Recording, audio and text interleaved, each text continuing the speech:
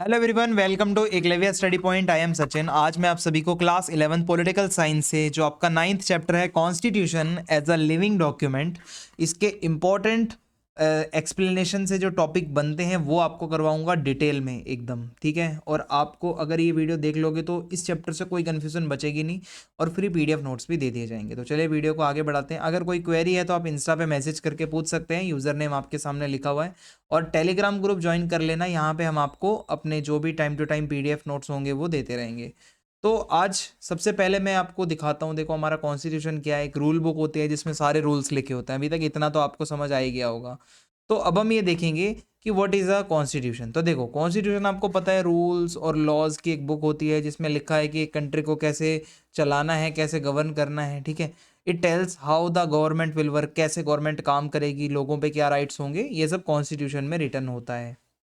Do constitutions change, क्या एक बार constitution बनने के बाद उसमें कुछ चेंजेस किए जा सकते हैं? So yes, constitutions can change over time, ठीक है। समय समय पर इसको बदलाव इसमें किया जाता है। लाइक सोसाइटी में नई प्रॉब्लम्स आएंगी तो आपको पता है पॉलिटिकल चेंजेस भी होंगे। तो ऐसे में नए आइडियाज़ चाहिए होते हैं, ठीक है। लोगों की नीड अलग होती है तो कॉन्स्टिट्यूशन में कुछ कुछ बदलाव किए जा सकते हैं। फॉर एग्जाम्पल, यहाँ पे लिखा है सोवियत यूनियन, ठीक है, जो आज का रशिया है, पहले वो बहुत बड़ा एक ग्रुप हुआ करता था, बहुत सारे कंट्रीज थे उसमें जिसको सोवियत यूनियन कहते थे। सो उसके 4 अलग अलग कॉन्स्टिट्यूशन बने 74 ईयर्स में। 1918 में अलग बना, 1924 में अलग बना, 1936 में अलग बना, 1977 में अलग बना, 1991 में अलग बना। और द सोवियत यूनियन जब खत्म हो गया, वो जो ग्रुप उनका खत्म हुआ, तो रशिया एक अलग देश बना, तो उसने अपना अलग कॉन्स्टिट्यूशन बनाया 1993 में। फ्रांस ने बहुत बारी अपना कॉन्स्टिट्यूशन चेंज किया है, ठीक है। सबसे पहले 1793, 1848, 1875, ठीक है। इसके अलावा 1946 और फिफ्थ रिपब्लिक। इसके अलावा यूएसए ने भी अपना कॉन्स्टिट्यूशन, देखो 200 साल पुराना है, बट 27 बारी उन्होंने उसमें भी बदलाव करे हैं। कहने का मतलब है अलग अलग समय पर अलग अलग लोगों ने, मतलब जो अलग अलग देश हैं, उन्होंने अपने कॉन्स्टिट्यूशंस बदले हैं। फिर है व्हाट अबाउट इंडियाज़ कॉन्स्टिट्यूशन। अगर हम भारत की बात करें तो हमारा कॉन्स्टिट्यूशन 26 जनवरी 1950 को जो है, इसको हमने अडॉप्ट किया, इसको हमने लागू किया और आज भी हम इसी को ही फॉलो करते हैं। It has not been replaced, कभी भी हमने अपना कॉन्स्टिट्यूशन रिप्लेस नहीं किया है, बट इसमें अमेंडमेंट किया। अमेंडमेंट का मतलब होता है बदलाव, कोई रूल बदल के कुछ नया रूल लिया है, चेंजेस कर लिए, ठीक है। फिर लिखा है why has India's constitution lasted so long. इतने समय तक हमारा कॉन्स्टिट्यूशन आज तक रिप्लेस क्यों नहीं हुआ है? क्योंकि बहुत स्ट्रॉन्ग है, ठीक है। इंडिया के जो डाइवर्स कल्चर हैं, जो इंडिया की नीड्स है, उसको वो फुलफिल करता है। और बहुत दूरदृष्टि यानी फार साइटेड विजन को देखते हुए इसको बनाया गया था। जो हमारे कॉन्स्टिट्यूशन के मेकर्स थे, उन्होंने बहुत आगे का सोच के उसको बनाया। जो फ्यूचर में प्रॉब्लम्स हो सकती थी वो उन्होंने पहले इसका सॉल्यूशन दे दिया। फ्लेक्सिबल है, आप उसमें चेंजेस कर सकते हो, अमेंडमेंट्स कर सकते हो। और इसके अलावा जो कोर्ट है, जो सुप्रीम कोर्ट है, हाई कोर्ट है, वो ही कॉन्स्टिट्यूशन को एक्सप्लेन करने का राइट रखती है कि कॉन्स्टिट्यूशन क्या है क्या नहीं है। वो कोर्ट का ही काम होता है। Can the Indian constitution change? हाँ, चेंजेस कर सकते हैं हम, अमेंडमेंट उसमें कर सकते हैं, बट जो उसके बेसिक प्रिंसिपल्स हैं उससे छिड़कानी नहीं करनी। यानी कि जो उसकी जो जो सेंट्रल जो आइडिया है, उसका जो बेसिक कुछ प्रिंसिपल्स हैं वो नहीं चेंज कर सकते आप। और कॉन्स्टिट्यूशन जो है हमारा, वो बिल्कुल रिजिड नहीं है। जब आपको ज़रूरत पड़े आप बदलाव कर सकते हो। और बहुत ज़्यादा फ्लेक्सिबल भी नहीं है, लाइक इतना ईजीली भी बदलाव नहीं हो सकता। बदलाव हो सकता है बट उसमें थोड़ा सा टाइम लगता है। Why do constitutions need to change? Constitutions को बदलने की जरूरत क्यों पड़ती है? देखो, सोसाइटी में प्रॉब्लम आती हैं समय के साथ साथ, सोसाइटी बदलती है तो लॉज भी हमें चाहिए होते हैं बदले हुए, ठीक है। Problems at the time of writing of the constitution, जिस समय कॉन्स्टिट्यूशन लिखा जा रहा था उस टाइम की प्रॉब्लम अलग थी, आज की प्रॉब्लम अलग है, फ्यूचर की प्रॉब्लम अलग होगी। तो एक अच्छा कॉन्स्टिट्यूशन वही है जो कि आपकी करंट नीड्स को, जो आज की प्रॉब्लम है उसको भी बैलेंस रखे, फ्यूचर की ग्रोथ का भी ध्यान रखे कि कल का भी सॉल्यूशन उसमें लिखा हो, ठीक है। नहीं लिखा तो उसमें बदल सके, उसे इतना फ्लेक्सिबल हो। इज़ अ कॉन्स्टिट्यूशन सेक्रेड और ऑर्डिनरी? देखो, होता क्या है, कुछ लोग मानते हैं कि इसको कभी भी बदलना नहीं चाहिए, कुछ भी, ये एक होली बुक है, लाइक एक पवित्र ग्रंथ जैसा है, इसमें बदलाव नहीं करने चाहिए। कुछ लोग मानते हैं कि ये सिर्फ कानून की बुक है तो इसको कभी भी चेंज कर सकते हैं। इंडिया का मानना है कि भाई ये कॉन्स्टिट्यूशन बहुत इंपॉर्टेंट डॉक्यूमेंट है, बट केयरफुली इसको आप चेंज कर सकते हो जब ज़रूरत पड़ती है, ठीक है। फिर है how to amend the Indian constitution. हमारे इंडियन कॉन्स्टिट्यूशन में अगर कोई नियम बदलना है तो वो कैसे होता है।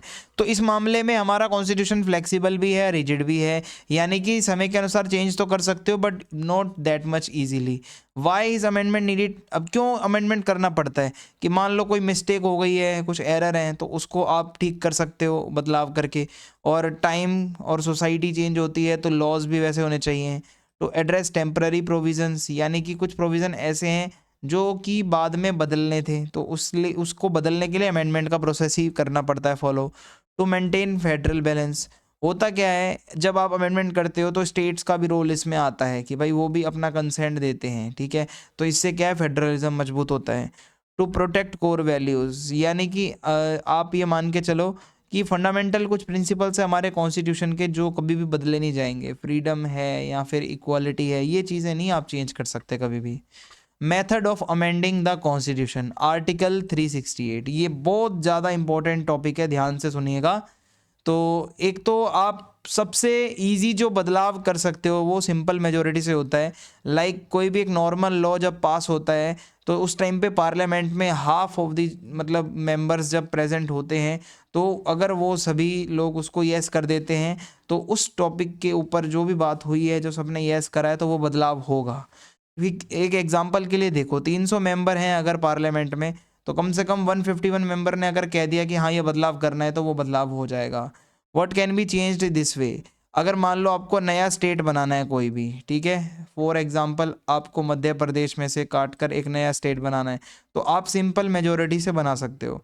या कोई इलेक्शन से रिलेटेड रूल्स बनाने हैं, पार्लियामेंट के कोई प्रोसीजर में चेंज करना है, या फिर एक होता है कि जो हमारा पार्लियामेंट का सेशन होता है ना, उसको स्टार्ट करने के लिए मिनिमम मेंबर चाहिए होते हैं कि भाई इतने मेंबर होंगे तभी पार्लियामेंट सेशन स्टार्ट होगा, तो उसके लिए लॉ बनाया जा सकता है। क्योंकि देखो चेंजेस बहुत ज़्यादा इंपॉर्टेंट है, तो बहुत ज़्यादा स्ट्रिक्ट प्रोसेस नहीं होता ये वाला। फिर आता है स्पेशल मेजोरिटी। ये है कुछ चीज़ें ऐसी होती हैं जो बहुत ही डिफ़िकल्ट हैं चेंज करनी।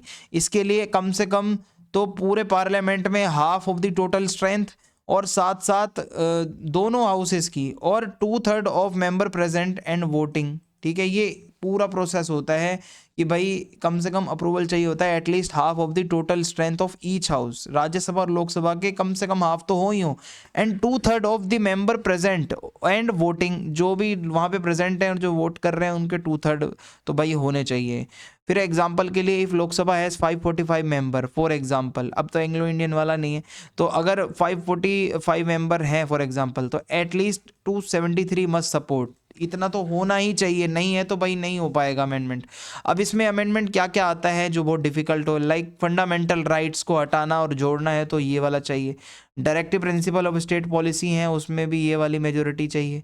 जुडिशियल पावर है पार्लियामेंट के रूलर्स में भी ये वाली चाहिए, ठीक है। अब इसके बाद आता है स्पेशल मेजोरिटी, तो है ही है, वो तो चाहिए ही चाहिए, प्लस में स्टेट्स का भी अप्रूवल चाहिए। और ये सबसे ज़्यादा मोस्ट डिफिकल्ट होता है कि कानून में बदलाव लाना। ऐसे में क्या है कि मेजोरिटी तो चाहिए, स्पेशल मेजोरिटी पार्लियामेंट में, साथ साथ हाफ ऑफ द स्टेट्स चाहिए आपको कि वो उस बात को माने।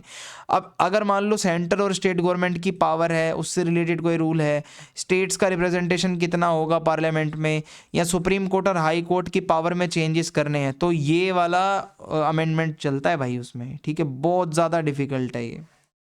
Steps to amend the constitution. Step क्या होता है, सबसे पहले प्रपोजल बनता है, एक बिल बनता है, एक डॉक्यूमेंट बनता है जो पार्लियामेंट के किसी भी हाउस में आता है।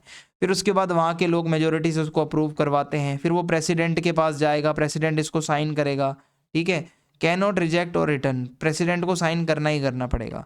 फिर उसके बाद ये लॉ बन जाता है और वो समझ लो बदलाव हो जाता है, ठीक है। इस तरीके से ये अमेंडमेंट का प्रोसेस होता है।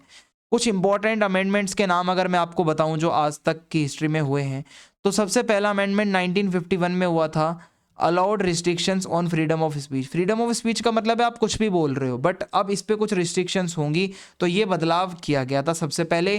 फिर 42nd अमेंडमेंट 1976 में हुआ, जहां हमारे कॉन्स्टिट्यूशन में फंडामेंटल ड्यूटीज़ को ऐड किया गया, हमारी प्रीएम्बल को चेंज किया गया, और इसके अलावा सेंट्रल गवर्नमेंट की पावर बढ़ा दी गई। फिर 44th अमेंडमेंट आता है 1978 का, जहाँ पे कुछ इमरजेंसी लॉज हटा दिए गए, ठीक है। इमरजेंसी से रिलेटेड कुछ कानून होते हैं, इसमें क्या है कि कुछ कानूनों को हटा दिया गया। फिर है 73rd 74th अमेंडमेंट, हमने पढ़ा है लोकल गवर्नमेंट वाला, पंचायती राज और अर्बन लोकल बॉडीज, तो वो लाया गया। फिर 86th अमेंडमेंट है 2002 में हुआ, जहाँ एजुकेशन को एक फंडामेंटल राइट बनाया गया 6 से 14 साल तक के बच्चों के लिए, ठीक है। ये कुछ एग्जाम्पल था। अब मैं अगर आपको कुछ बेसिक स्ट्रक्चर की बातें बताऊं कि ये कॉन्स्टिट्यूशन में बदलाव तो होता है पर बेसिक स्ट्रक्चर नहीं बदल सकते आप, तो इसका मतलब क्या है। तो केशवानंद भारती केस हुआ था एक 1973 में, तो पार्लियामेंट के पास ये राइट नहीं है कि वो कॉन्स्टिट्यूशन का बेसिक स्ट्रक्चर बदल दे, ठीक है। जैसे बेसिक स्ट्रक्चर में आता है डेमोक्रेसी, अब ऐसा पार्लियामेंट के पास राइट नहीं है कि वो देश को डेमोक्रेटिक से कोई और वो फॉर्म ऑफ गवर्नमेंट बना दे, या जुडिशियल इंडिपेंडेंस छीन ले पार्लियामेंट, या फिर सेक्युलरिज्म को हटा दे, या फंडामेंटल राइट्स को हटा दे। ये बेसिक चीज़ें हैं जो हैं ही हैं हमारे कॉन्स्टिट्यूशन में, ये नहीं बदल सकती। Okay, final thoughts, a living constitution. तो क्या हमारा कॉन्स्टिट्यूशन एक लिविंग, एक जीता जागता जीवंत कॉन्स्टिट्यूशन है? यस, क्योंकि आप इसको कभी भी बदल सकते हो। बैलेंस है इसमें, पुराने ट्रेडिशंस भी हैं, न्यू आइडियाज़ भी हैं जब भी अमेंडमेंट होते हैं। डेमोक्रेसी को प्रोटेक्ट करता है हमारा कॉन्स्टिट्यूशन, ठीक है। ग्रोथ होती है जिससे हमारी, तो इस तरीके से ये हमारा चैप्टर यहाँ पे खत्म होता है। अगर आपको वीडियो अच्छी लगी है, चैनल सब्सक्राइब करें, वीडियो लाइक करें, फीडबैक लिखें और वीडियो को शेयर करें। जय हिंद, जय भारत।